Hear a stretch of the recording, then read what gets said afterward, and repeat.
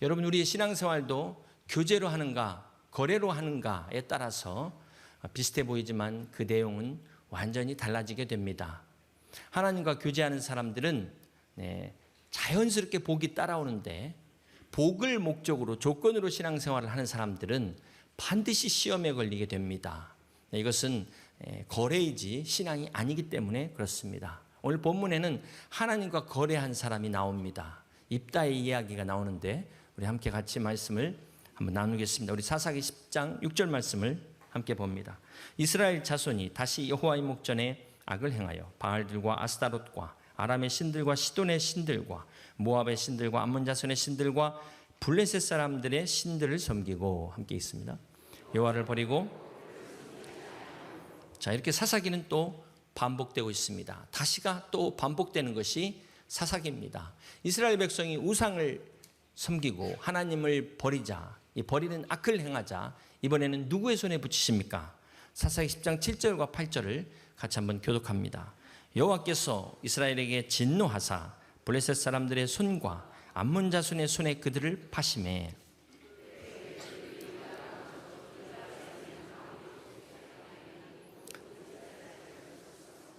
18회 동안 억압하였더라. 이번에는 18년 동안 블레셋과 암몬 자손의 손에 억압을 받게 되었습니다. 자, 이렇게 똑같이 반복되는데 또 반복된 말씀, 사사기 10장 10절입니다. 이스라엘 자손이 여호와께 부르짖어 이르되 우리가 우리 하나님을 버리고 바알들을 섬김으로 주께 범죄하였나이다 하니, 이렇게 백성들이 부르짖자 하나님께서 한 구원자를 세우시는데, 자, 여기까지는 앞의 사사들과 앞부분과 똑같이 진행이 되고 있습니다. 그런데 오늘 본문에서 입다가 사사로 등장하는 과정에서 다른 점을 발견하게 됩니다. 우리 사사기 11장 5절과 6절을 같이 교독하겠습니다. 암몬 자손이 이스라엘을 치려 할 때 길앗 장로들이 입다를 데려오려고 돕당에 가서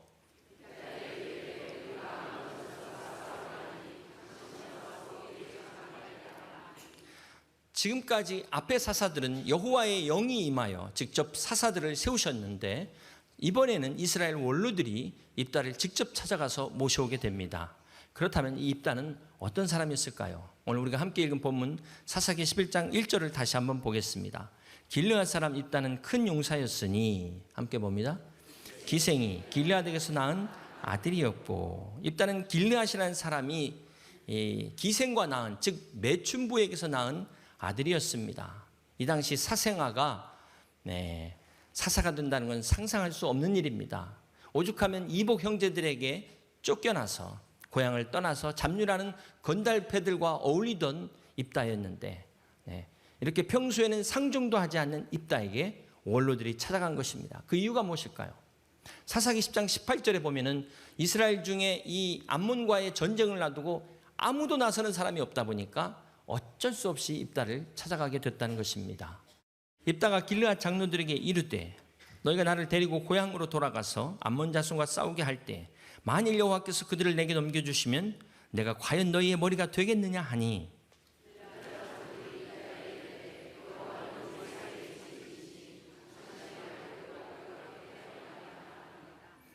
자, 여기에서 보면 여호와께서 그들을 내게 넘겨주시면 내가 과연 너희의 머리가 되겠느냐. 입다가 이 전쟁에서 내가 이기면 너희가 나를 사사로 인정하겠냐라는 이야기입니다. 지금 원로들과 사사직을 놓고 협상을 하고 있어요. 자, 그런데 이것을 하나님께서 인정하셔서 입다가 전쟁에서 승리하게 됩니다.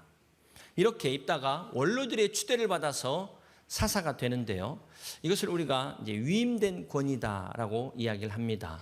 오늘날도 교회 안에서 이 목사 안수를 받고 또 우리 이 재직들 직분자들을 세우는 것이 사람이 세우지만 실은 그게 하나님께서 세우시는 것을 대신하는 위임된 권위를 말하는 것입니다.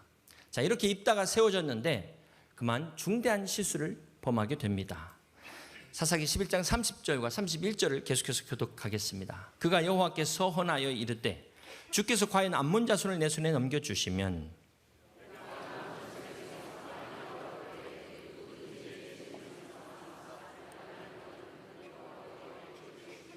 내가 그를 번제물로 드리겠나이다 하니라. 자, 여기서 입다가 서원을 하는데 자신이 승리할 경우 자기 집 문 앞에 제일 먼저 나와 영접하는 자를 번제로 드리겠다, 이렇게 서원합니다. 우리가 이해할 수 없는 것은 왜 입다가 사람을 번제로 드리는 이런 서원을 했을까 하는 점입니다. 입다가 길르앗 출신이라고 우리가 이 성경을 보면 알 수 있는데요, 이 지역에는 이 토속신이 있었습니다. 샤머니즘 신앙이 있었는데 그모스라는 신을 섬기는데 어린아이들을 제물로 바치는 그런 의식이 있었다고 합니다.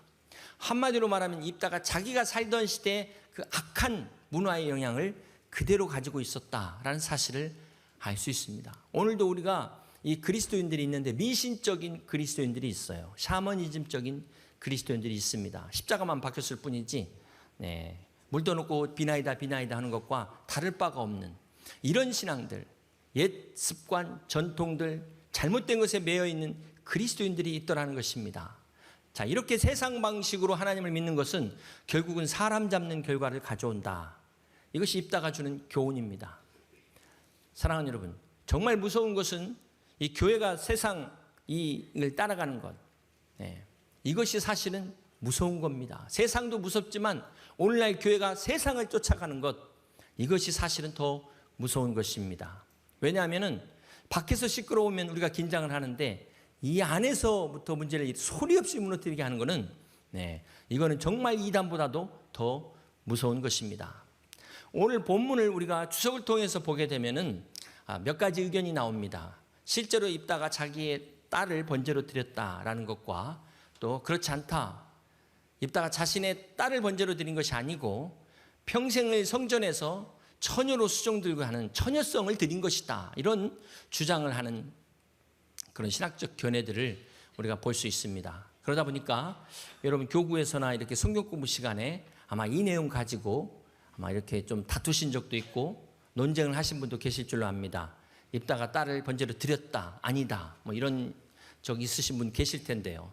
자, 여러분 주석도 잘 봐야지 잘못 보면은 오히려 더 혼동되고 더 헷갈리게 됩니다. 믿음이 없는 사람들이 이 주석을 보게 되면은 잘못된 근거를 제공해서 안 보는 만 못한 경우가 생깁니다. 그래서 주석도 잘 봐야 된다. 중요한 것은 입다가 실제로 딸을 번제로 드렸냐 드리지 않았냐, 이 학적 견해에 대해서 우리가 논쟁에 들어갈 것이 아니라 중요한 포인트는 그럼에도 불구하고 입다가 서원을 지켰다. 이것이 우리가 놓치지 말아야 될 중요한 포인트라는 것입니다. 오늘 본문의 제목이 기생의 아들 입다예요. 기생의 아들이 은혜를 입다. 여기까지 참 좋은데 참 아쉬운 게 입다가 너무 아쉬운 게 만약에 쌍둥이가 있었다면 동생 이름을 물라로 줬으면 얼마나 좋을까. 입다 물라. 사실 입다는 입 다물고 있어야 됐는데 처음부터 잘못된 서원을 했기 때문에 그렇습니다. 그럼에도 불구하고 이 서원을 지켰다는 것이 입다의 훌륭함입니다. 자, 당시 왕이 없던 시대는 얼마든지 내가 서원한 것 번복할 수 있어요. 내가 서원한 것 있어도 아무도 뭐라고 하지 않을 때입니다. 그럼에도 불구하고 이 서원을 끝까지 지킨 입다가 참 오늘 귀한 믿음의 사람으로 소개되고 있다라는 사실입니다. 어떤 사람이 배를 타고 가다가 이 두 사람이 바다에 표류하게 됩니다. 간신히 보트에서 목숨을 구하고 보트에 기대고 있는데 사방을 둘러보아도 망망대해예요. 아무것도 보이지 않습니다. 그러자 한 사람이 간절한 마음으로 기도하기 시작합니다. 하나님, 만약 저를 여기서 구해주신다면 제 재산의 절반을 드리겠습니다. 자, 이렇게 기도했는데도 전혀 희망이 보이지 않습니다. 오히려 풍랑이 덮치는 거예요. 그러자 조급한 마음에 다시 기도합니다. 하나님, 저를 다시 한번 살려주신다면 제 재산의 3분의 1을 드리겠습니다. 그런데도 구원의 손길이 닿을 기미조차 보이지 않습니다. 깜깜한 밤을 뜬 눈으로 지새고 아침이 밝아와 다시 새벽에 간절히 기도합니다. 하나님, 이제 마지막이에요. 정말로 제 목숨을 구해주신다면 제 재산의 전부를 막 이렇게 하면서 이야기하는데 갑자기 옆에서 한 사람이 소리치는 거예요. 이봐, 거래를 중단해. 저기 섬이 보인다. 그러는 거예요. 참 사람의 마음이 간사합니다. 화장실 갈 때하고 올 때가 달라집니다. 많은 신자들이 어려울 때는 누가 시키지도 않고 자기가 자발적으로 소원해놓고는 일단 급한 불 끄고 보자. 그래놓고 잊어버리는 거예요. 내가 그런 기도 했었나? 사실 이게 더 큰 문제입니다. 왜냐하면 하나님은 절대로 잊어버리지 않기 때문에 그렇습니다. 그래서 일단은 함부로 소원하지 마세요. 여러분, 하나님께서 입다에게 어떠한 번제도 드리라고 요구하신 적이 없습니다. 그런데 왜 이런 소원을 했을까요? 왜 이렇게 사고를 쳤을까요?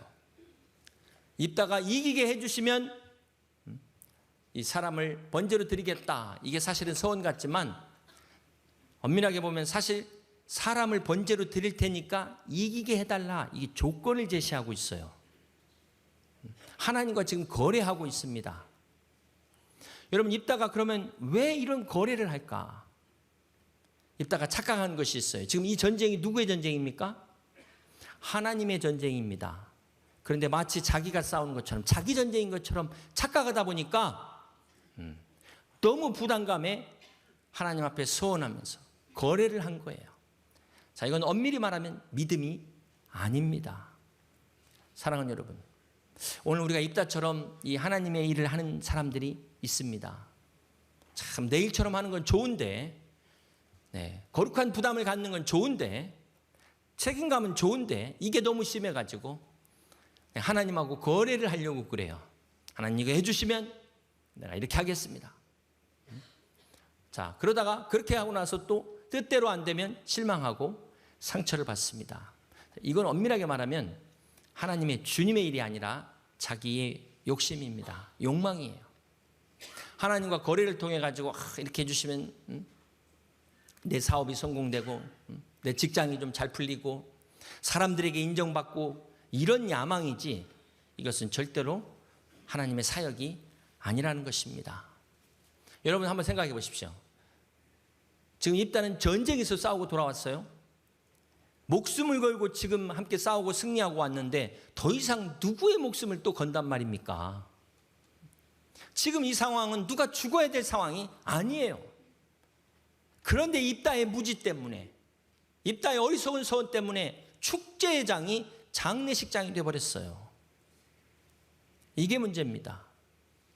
오늘 우리의 소원이 얼마나 축복된 것입니까?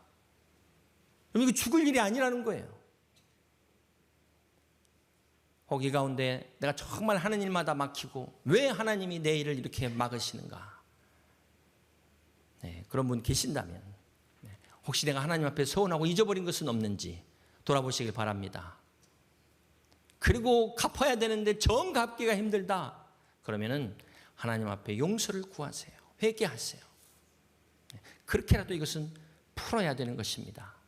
중세시대 경건한 그리스도인들은 이 독신으로 사는 것을 소원했다고 합니다. 그렇게 사는 것이 하나님을 기쁘시게 하는 건 줄 알고 많은 사람이 소원을 했어요.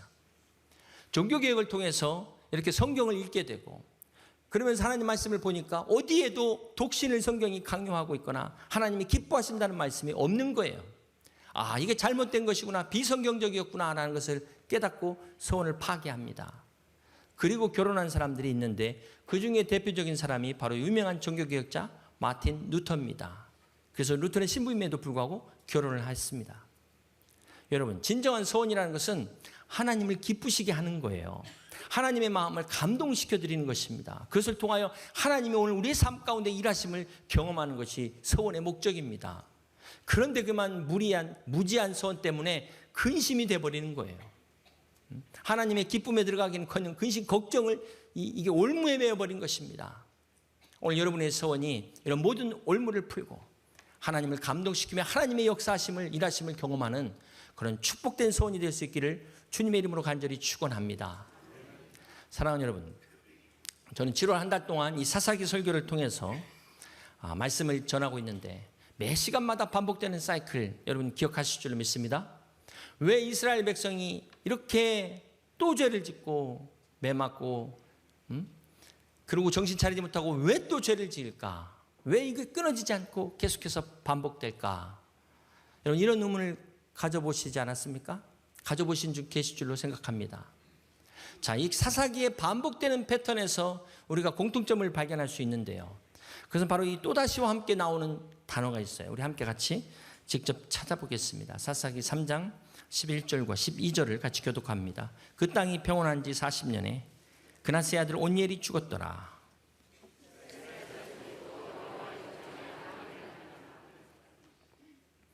여기 또 앞에 나온 단어가 죽었더라예요. 온니엘이 죽었더라. 계속해서 이번에는 사사기 4장 1절을 봅니다. 에웃이 죽으니 이스라엘 자손이, 여기 또 앞에 죽으니, 에웃이 죽으니가 나오고 있습니다. 이번에는 사사기 8장 33절을 봅니다. 기드온이 이미 죽음에 이스라엘 자손이 돌아서서 바알들을 따라가 음행하였으며 또 바알브릿을 자기들의 신으로 삼고, 여기 또 앞에 죽음에, 기드온이 이미 죽음에. 자, 누구의 죽음입니까? 사사들의 죽음이었습니다. 백성들이 또다시 죄를 짓는 죄의 반복과 사사들의 죽음이 서로 연관되어 있다라는 것을 우리는 발견하게 됩니다. 다시 말해서 지도자의 부재가 백성들이 죄를 짓는 결과를 가져왔다는 것입니다. 여러분, 일반적으로 어떤 글을 대할 때 항상 보통 글은 서론과 본론과 결론이 있습니다. 그래서 우리가 급할 때는 어떻게 하죠? 서론을 보고 결론 보면 대충 이런 내용이구나 파악을 하게 됩니다. 저자가 무슨 말을 하려는지 알 수가 있는 거예요. 사사기의 서론을 보게 되면 사사기 1장 1절에 여호수아가 죽은 후에 이렇게 시작합니다. 사사기의 마지막 결론은 사사기 마지막 21장 마지막 절 25절을 우리가 함께 같이 보시겠습니다. 그때 이스라엘에 왕이 없으므로 사람이 각기 자기의 소견에 옳은 대로 행하였더라. 자, 이 사사기의 서론을 통해서 여호수아가 죽은 후에 이 서론과 결론에 그때 이스라엘에 왕이 없으므로, 이것을 통해서 사사기가 무엇을 이야기하고 있을까요? 지도자의 중요성을 이야기하고 있습니다. 여러분, 어느 시대건 어느 나라건 통치권자가 없으면 극도의 혼란에 빠지게 됩니다. 그래서 최악의 정부라도, 심지어 독재 정부라도 무정부 상태보다는 낫다라는 말이 있는 것입니다. 사랑하는 여러분, 오늘 사사기가 주는 이 중요한 교훈은 사사의 부재가, 사사의 공백이 백성들의 타락을 가져왔고 이것이 하나님의 심판을 자초했다. 자, 이것을 12명의 사사의 예를 들면서 소개한 것이 사사기의 본론입니다. 그렇다면 이 사사가 죽기 전에 미리 다음 사사를 세우면 되지 않겠어요? 왜 죽고 나서 백성들이 타락하고 그래서 하나님의 징계를 받으니까 그제서 사사를 세우게 될까? 이것을 우리 예속담에 이런 상황을 뭐라고 얘기합니까? 소 잃고 외양간 고친다 그랬어요. 한 템포가 늦는 거예요. 항상 늦어요. 자, 이걸 보니까 이 당시 사사들은 풀타임 사역자가 아닙니다. 자기 생업이 있었어요. 평상시 자기 일을 하다가 국가적으로 위기적 상황이 되면 그때 부르심을 받아서 리더로 나서서 전쟁에 나가든지 재판을 하든지, 자, 그렇게 일이 끝나면 다시 자기 일로 돌아가는 게 사사였습니다. 자, 이러다 보니까 항상 한 템포가 늦는 거예요. 지도자 부재 상황의 문제에 대처할 이 상황이 안 되는 겁니다. 지도자가 사망하게 되니까 이런 문제가 발생하게 되더라는 거예요. 자, 이것이 사사기에 반복되는 실패의 근본적 원인이라는 것을 우리는 발견하게 됩니다. 자, 그러다가 이 사사시대가 끝나고 사무엘 선지자 때 첫 번째 왕을 세우게 됩니다. 사울왕을 세우게 되는데요. 자, 이 왕권 제도는 사사와 왕의 제도가 분리됩니다. 제사와 정치가 분리되는 왕권 제도가 시작돼요. 그렇게 되면서 이제 안정적인 국가로서의 어떤 이 체제를 갖추게 되죠. 그런데 문제가 발생합니다. 대표적으로 아합 같은 악한 왕이 나오는 거예요. 솔로몬 아들 같은 이 르호보암 무능한 왕이 나온 겁니다. 그래서 백성들이 왕 때문에 다 고생하고 나라가 분열되고 망하는 결과를 가져온 겁니다. 여러분, 우리가 올해 초에 열왕기의 왕들의 계획을 살펴보신 것 기억나십니까? 이스라엘의 총 43명의 왕들 중에 제대로 된 왕이 몇 명 없었다는 사실이에요. 그나마 이스라엘 역사상 가장 바람직한 통치가 언제 이루어졌냐면 다윗 왕 때입니다. 이 다윗 왕 때 대표적으로 다윗 왕과 나단 선지자의 이 관계가 가장 바람직한 모델로 제시됩니다. 자, 이걸 보면은 우리가 솔로몬 왕 때도 왜 이런 경우가 없었을까? 분명히 선지자가 있었을 텐데 아무리 말씀을 눈씻고 봐도 솔로몬이 선지자와 대화하고 있는 내용을 찾아볼 수가 없어요. 물론 여호와께서 말씀하셨다는 내용은 있지만, 만약 솔로몬이 타락할 때 다윗처럼 나단 선지자가 와서 그렇게 하면 안 된다고 책망하는 선지자가 있었다면, 영적인 멘토가 있었다면 이스라엘의 역사는 바뀌었을 것입니다. 자, 이렇게 열왕기의 실패는 영적인 지도력의 실패를 말하고 있습니다. 아무리 왕이 있어도 영적으로 이끌어줄 리더십이 없으면 망하게 된다는 것이 열왕기의 실패가 주는 교훈이에요. 사랑하는 여러분, 오늘 우리는 이런 사사기와 열왕기의 실패를 어떻게 해야 이런 실패를 반복하지 않을까요? 사사기는 구약 360년의 기간 동안 이루어진 시기입니다. 그리고 나서 이 열왕기는 초대 사울왕부터 남유다의 시드기야 멸망까지니까 433년의 역사 기간입니다.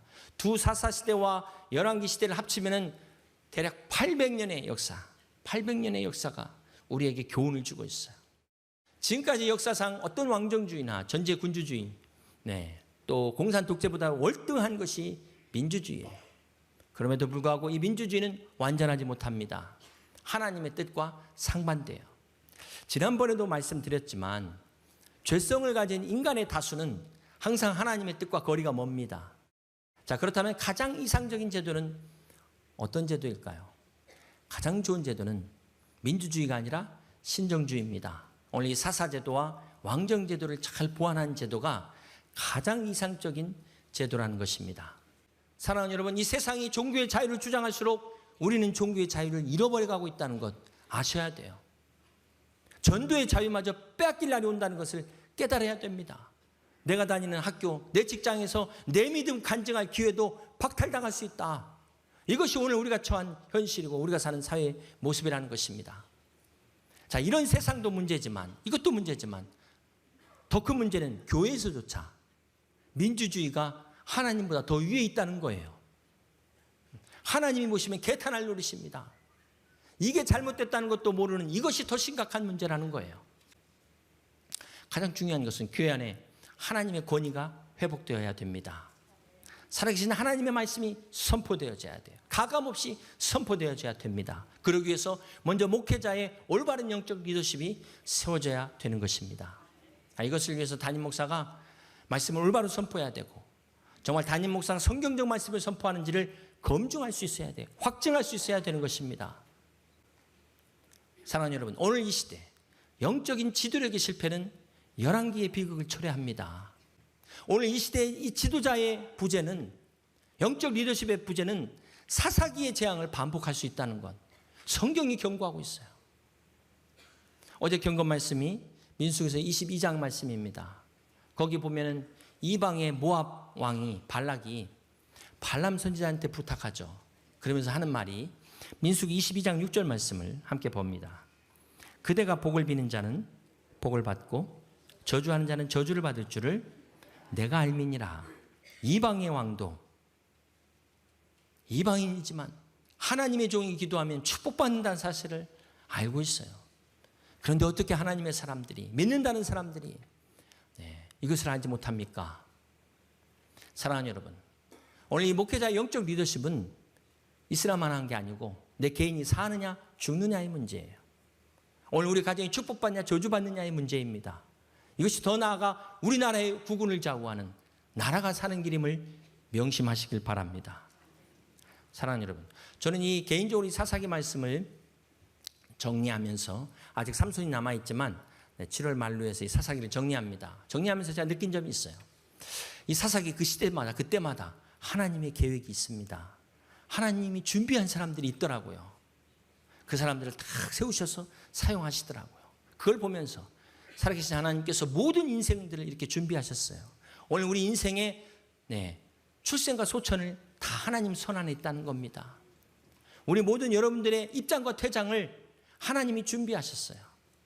자, 그걸 보면서 언젠가 퇴장할 날 돼서 후회하지 말고 지금 열심히 사역하자. 이게 제 개인적으로 느낀 점입니다. 제 개인적으로. 그러면서 언젠가 나도 퇴장할 날이 올 텐데 그때는 미련 없이 사라지자. 미련 없이. 사랑하는 여러분, 사사기의 결론은 오직 여호와만이 우리의 사사를 말씀하고 있어요. 사람이 아니라 오직 여호와만이 우리의 왕이시라는 것입니다. 그 주님께서 입다처럼 사생아까지 내려갔어요. 사생아까지. 자격 없는 자를 세우시는 하나님이, 이 부산 경찰청장님을 세우셔서 그를 통하여 하나님이 일하시는 것을 보게 하신 하나님께서 오늘 여러분을 통하여 역사하시는 하나님의 놀라운 능력이 나타나시길 주님의 이름으로 간절히 축복합니다. 우리 교회가 이렇게 하나님이 다스리시는 교회, 하나님의 권위로 믿음의 사람들을 세우는 교회 되어 우리만 부응하지 않고 함께 부응하는, 한국교회와 나라와 민족을 책임질 수 있는 주님의 교회 될 수 있기를, 이 귀한 일을 위하여 쓰임받는 복된 성도들 다 되시기를 주님의 이름으로 간절히 축원합니다.